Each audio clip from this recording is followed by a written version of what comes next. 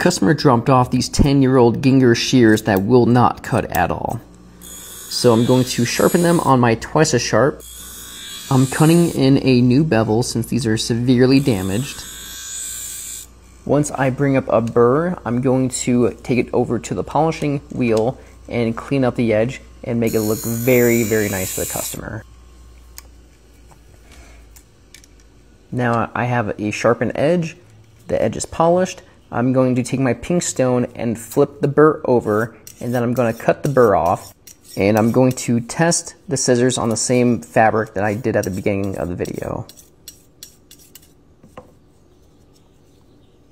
Now I'm cutting the burr off completely.